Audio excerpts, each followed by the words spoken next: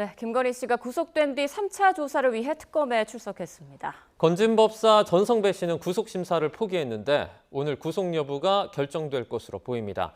양지민 변호사와 자세하게 짚어보겠습니다. 어서 오세요. 안녕하세요. 네, 본격적인 얘기 나누기 전에 조금 전 들어온 속보부터 좀 전해드리겠습니다. 김건희 특검에서 밝힌 내용인데요. 어제 윤석열 전 대통령 측에서 영장 집행 과정에서 있었던 그 물리력과 관련해서 고발이 있었죠. 이에 대해 수사 위축이다, 방해 의도가 있다라고 검찰 측에서 특검 측에서 밝혔습니다. 그리고 고발장을 검토한 뒤에 사실과 다른 부분이 있다면 법적 대응을 고려하겠다라고 김건희 특검에서 밝힌 상황이고요. 윤 전 대통령에 대한 체포영장 재청구 여부는 정해진 바가 없다라고 밝혔습니다. 네, 이제 특검에서는 김건희 씨 조사 2시 12분부터 시작이 됐다라고 밝혔고요. 아직까지는 오늘 조사 시작부터 진술 거부권을 행사하고 있다 이렇게 덧붙이기도 했습니다. 그리고 또 현재까지는 아직까지 김건희 씨 관련해서 접견 제한 등은 조치를 취하지 않았다라고 밝혔습니다. 네. 자, 변호사님, 원래 김건희 씨 조사가 어제였잖아요. 그런데 오늘로 바뀐 거죠? 맞습니다. 본인이 어쨌든 계속해서 연달아 소환 조사에 응하기 어렵다라는 입장을 변호인을 통해서 이야기를 했고, 그래서 이제 몸이 안 좋기 때문에 조금 진료를 받았으면 좋겠다라는 이야기까지 나온 것 같아요. 그러다 보니까 오전에 진료를 받고 오늘 오후에 출석하는 것으로 이 시간이라든지 날짜 조율이 됐던 상황이고요. 일단 김 씨의 경우에는 이렇게 소환 조사 자체에 불응하는 그러한 그 입장을 취하고 있지는 않은 상황입니다. 다만 소환에 응해서 출석은 하되 가서 좀 유의미한 진술을 내놓는다라든지 어떻게 입을 여는 그런 또 전략은 아닌 것으로 보이는데요. 일단 진술 거부권을 계속해서 행사한 것으로 알려지고 있고, 오늘 소환 조사에서는 건진법사 관련된 이 통일교 청탁 관련된 질문들이 굉장히 많이 나올 것으로 예상이 되는 상황인데 100개 넘는 질문을 준비했다라고 하거든요. 근데 될지는 모르겠습니다. 네. 자, 지금 우상호 정무수석이 브리핑을 진행하는데요. 연결해서 들어보겠습니다. 네, 우상호 정무수석입니다. 먼저 민주당 상임고문단 만찬 내용을 브리핑해드리고 한두 가지 말씀드린 다음에 백브리핑장으로 이동하겠습니다. 오늘 대통령님은 민주당 상임고문단과의 만찬을 가졌습니다. 공개 발언 이후 비공개 환담 내용만 말씀드리겠습니다. 먼저 주제별로 말씀드리겠습니다. 상당히 다양한 주제에 관해서 대통령님께 여러 가지 조언이 있었습니다. 먼저 한미 정상회담 관련해서는 한미 관계를 기술경제 동맹으로 발전시켜 나가는 계기가 되어야 하며 이에 대한 심도 깊은 논의가 진행되기를 바란다, 이런 조언이 있었고요. 또 트럼프 대통령을 만난 자리에서 북미 대화를 권유해서 한반도 정세의 변화를 도모했으면 좋겠다 하는 그런 말씀이 있었습니다. 또한 북한이 한미 합동 군사 훈련에 예민한 만큼 이 한미 합동 군사 훈련의 조정을 통해 남북 대화, 북미 대화가 진전될 수 있도록 잘 대화하기를 권유하였습니다. 남북 문제에 대해서도 말씀이 있었습니다. 현재까지 북측의 반응이 날카로운 점에 대해 우려를 표명하면서 그러나 과거의 경험에도 이러한 반응들을 늘 보여왔기 때문에 대통령께서 인내심을 갖고 대화 통로를 만들기를 권유하였습니다. 다음 경제 문제에 대해서도 이런 여러 조언들이 있었습니다. 현재 경제 상황이 심각하기 때문에 정부가 적극적인 재정 수단을 통해서 제조업에 대한 지원을 과감하게 해야 한다는 조언이 있었습니다. 제조업 생태계가 무너지면 나중에 호경기가 와도 기업을 살릴 수 없기 때문이라는 점을 강조하셨습니다.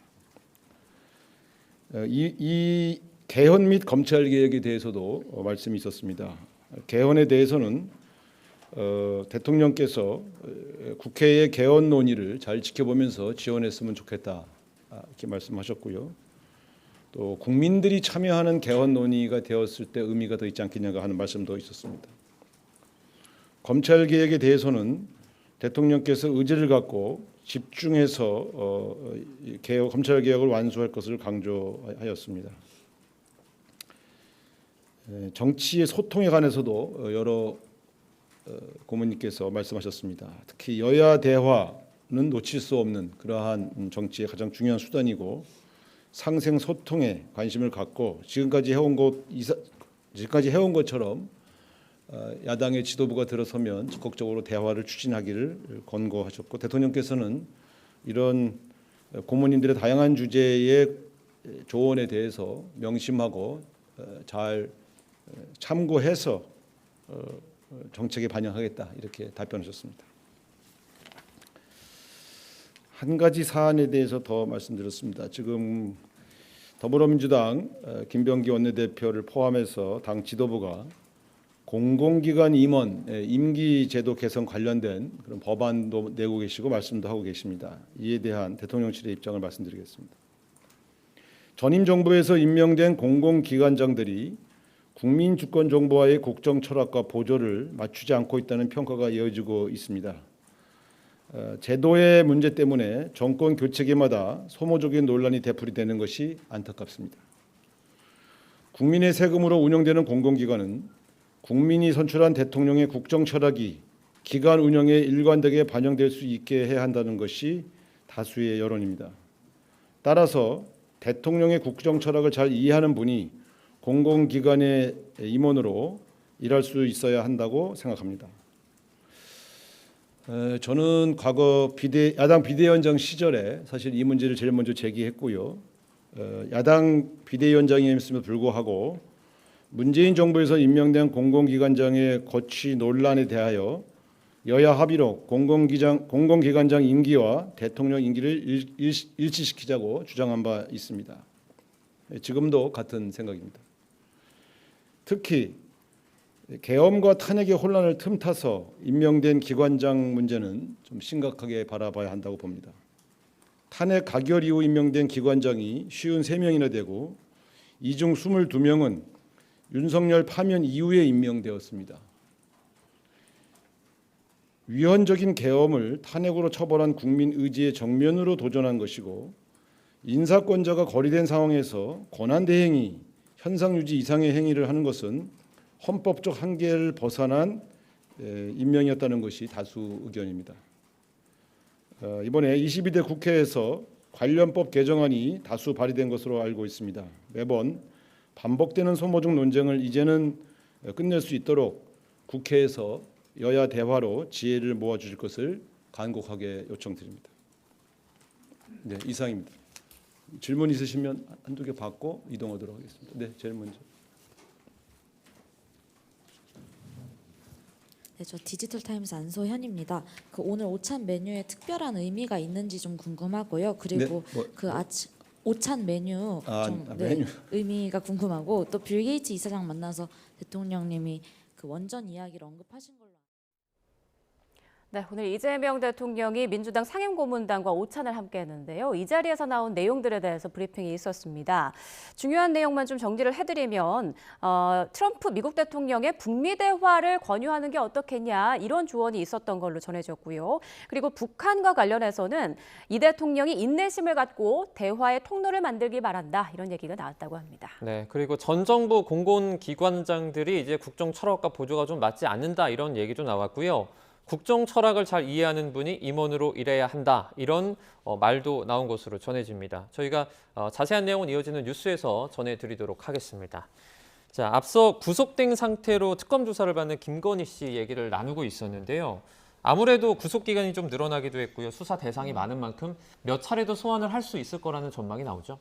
맞습니다. 지금 알려지는 바에 따르더라도 16가지의 혐의를 받고 있는 상황이었고 애초에 출석 요구서를 보냈을 때 3가지 혐의에 대해서 조사를 하겠다라고 했습니다. 그런데 지금 이 3가지 혐의에 대한 조사가 잘 이루어지고 있는가라고 보면 그렇지 않아 보이거든요. 왜냐하면 대부분 진술 거부권을 행사했고 그리고 구속되기 전에 받았던 조사에서는 부인하는 취지로 일관했기 때문에 어떠한 자백이라든지 아니면 증거관계에 대한 상세한 진술은 얻어내지 못하고 있는 것으로 보입니다. 그렇기 때문에 특검 입장에서는 추후에도 수차례 부를 것이 예정이 되어 있다라고 볼 수밖에 없겠고요. 다만 여기서의 변수는 김 씨 측에서 건강상의 이유 내지는 조사의 피로도를 계속해서 이야기를 하고 있는 상황이기 때문에 야간 조사도 현실적으로 힘들 것이고 그리고 매일 연속해서 부르는 것도 힘들 것이기 때문에 31일까지의 기간을 어떻게 잘 사용할 수 있을지 좀 고민을 해봐야 되는 시기로 보입니다. 네.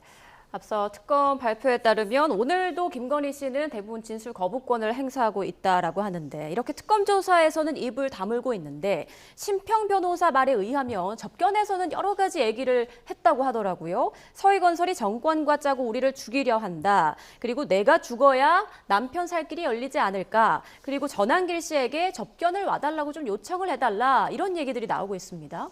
맞습니다. 그러니까 이제 김 씨 측에서는 뭐 이 이야기가 뭐 사실이 아니다. 일부에 대해서 좀 부인을 하는 취지의 입장도 나오기는 했지만 지금 심평 변호사가 본인이 직접 접견을 갔다 왔는데 김 씨가 이렇게 이야기를 하더라라고 해서 굉장히 뭐 감정 섞인 이야기부터 감성적인 이야기까지 다양한 이야기가 나오고 있거든요.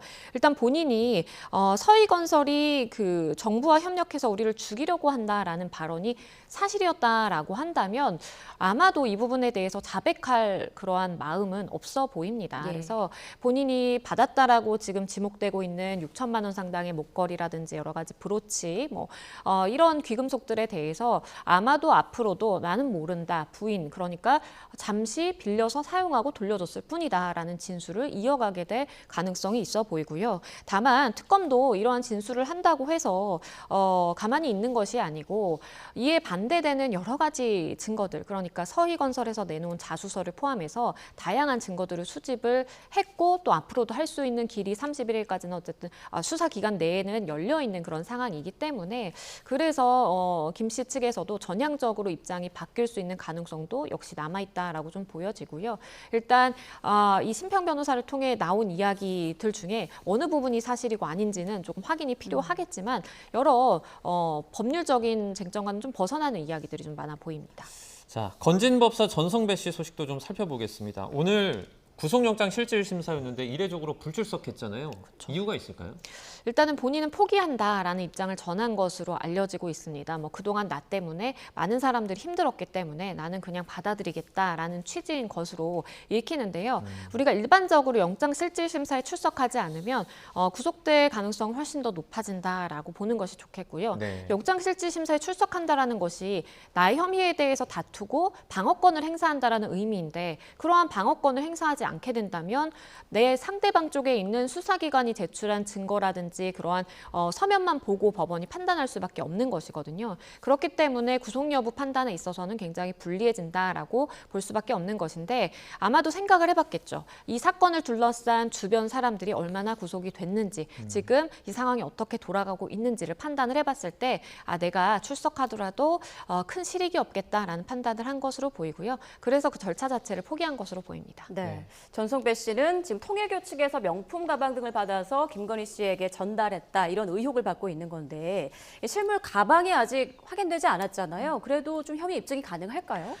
반드시 실물을 확보해야 되는 것은 아닙니다. 물론 뭐 뇌물죄라든지 알선수재죄를 입증하는 데 있어서 이것이 그 실물이다라고 보여주고 이것이 어떤 경로로 가게 됐다라는 것을 보여주면 가장 효과적이기는 하겠지만 현실적으로 뭐 찾지 못하는 경우가 있을 수도 있겠고 금전의 경우에는 사실 이제 돈 뭉치다발이기 때문에 그것을 확보한다고 하더라도 뭐 큰 의미를 부여하기 힘든 그런 경우도 있거든요. 그렇기 때문에 가방 실물이 없다고 하더라도 이 혐의 자체에 대해서 입증이 굉장히 어려워진다라고 보기에는 좀 무리가 있습니다.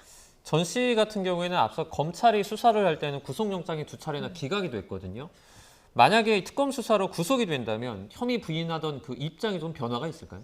변화가 있을 수 있습니다. 그리고 만약에 통일교의 이제 윤모본부장과 실제 뭐 대질 신문을 한다라든지 왜냐하면 통일교 윤모본부장 같은 경우에는 줬다라고 이야기를 하고 있고 누구를 위해서 줬는지까지 상세하게 그리고 통일교에도 보고를 했다라고 이야기를 하고 있는 상황이기 때문에 네. 일부 진술이 좀 상이한 부분이 있거든요. 그래서 그런 부분에 있어서 뭐 대질을 한다라든지 아니면 본인의 인신이 구속되는 되는 상황이 펼쳐지게 된다면 전향적으로 입장을 바꾸게 될 가능성도 있어 보이고요. 서희건설도 본인의 이제 실익을 따져서 우리가 자수하는 게 낫겠다라고 해서 아마 자수를 했을 가능성도 있는 것인데 이 건진법사의 경우에도 내가 아는 사실 그대로 진술을 하고 일부 자백하는 것이 앞으로의 재판 단계에서 유리하겠다라고 판단이 된다면 충분히 그걸 가지고 입장을 선회할 수도 있다라고 봅니다. 네. 이어서 통일교회 국민의힘 입당 의혹도 좀 살펴보겠습니다. 기존 압수수색 영장 기한은 어제까지였는데 특검에서 오늘 이렇게 밝혔습니다. 영장 재청구를 적극 검토하겠다. 수순을 밟을 것 같네요. 그렇습니다. 왜냐하면 지금 압수수색 영장이 집행되지 않고는 사실상 그 의혹을 규명하기가 굉장히 힘들거든요. 어떻게 어느 사람들이 당원으로 가입했는지를 전혀 알 수 없는 상황에서 지금 뭐 20명가량 확인했다고 하는데 통일교 신도들의 숫자를 비교해봤을 때 턱없이 적은 숫자이고 그렇기 때문에 특검 입장에서는 반드시 좀 명단을 좀 대조해보고자 하는 것으로 보입니다. 그래서 일단 한 차례 실패했다라고 볼 수가 있기 때문에 법원에 어떠한 방식으로 영장을 우리가 집행을 할 것인지 조금 더 구체화해서 재청구를 하게 될 수 있겠고요. 영장에서 만약에 그렇게 구체화된 그러니까 우리가 시스템상 대조가 필요하고 몇 명의 인원에 대해서는 대조를 할 수 있게 해달라라는 부분에 대해서 법원의 승인 내지는 허가가 떨어진다라고 한다면 특검 입장에서는 조금 더 강경하게 영장을 집행할 수 있는 기회로 또 볼 수가 있기 때문에 그때에는 단순히 이제 협조를 구한다라든지 이런 차원을 넘어서서 강경한 입장으로 영장을 집행하게 될 가능성도 있습니다. 윤 전 대통령 소식도 살펴보겠습니다. 구치소 체포 시도를 두고 이걸 특검을 고발을 했습니다. 직권 남용 등의 혐의로 이제 고발을 했는데 이게 혐의 입증 가능합니까? 입증이 굉장히 어렵죠. 왜냐하면 이제 직권남용이라는 것은 공무원으로서 내가 영장을 집행하는 데 있어서 이 정도만 가능한 것인데 그걸 넘어서서 물리력을 행사했다라는 것이고 독재폭행 관련해서도 공무원이 어떠한 이제 집행을 함에 있어서 폭행 그러니까 뭐 수사를 하거나 이런 과정에서 폭행이 있게 되면 이제 성립하는 범죄인 것인데요. 체포영장을 집행하는 데 있어서 일정 정도의 물리력은 수반될 수밖에 없습니다. 네. 그렇기 때문에 쟁점은 필요한 수준의 물리력 행사였느냐 이걸 넘어서는 정말 폭행 내지는 정말 화풀이 겸의 폭행이었느냐 뭐 이런 거를 이제 따져보게 되는 것인데 대부분 이러한 뭐 영장 집행 과정에서는 일부 충돌 내지는 부딪힘이 있기 때문에 필요한 범위 내에 있다라고 판단될 가능성이 있고요. 실제 독직 폭행으로 유죄 판단된 사건들을 보자라고 한다면 피의자를 경찰이 조사하다가 뭐 뺨을 때린다라든지 얼굴을 밀친다라든지 이런 정도의 물리력인 경우에 독직 폭행이 인정됐습니다. 그래서 의자를 끌어내기 위해서 의자를 들었는데 피치 못하게 사람이 떨어졌다. 이런 경우에는 유죄로 판단될 가능성이 굉장히 낮습니다. 네, 알겠습니다. 지금까지 양지민 변호사와 함께 특검 상황 짚어봤습니다. 고맙습니다. 고맙습니다.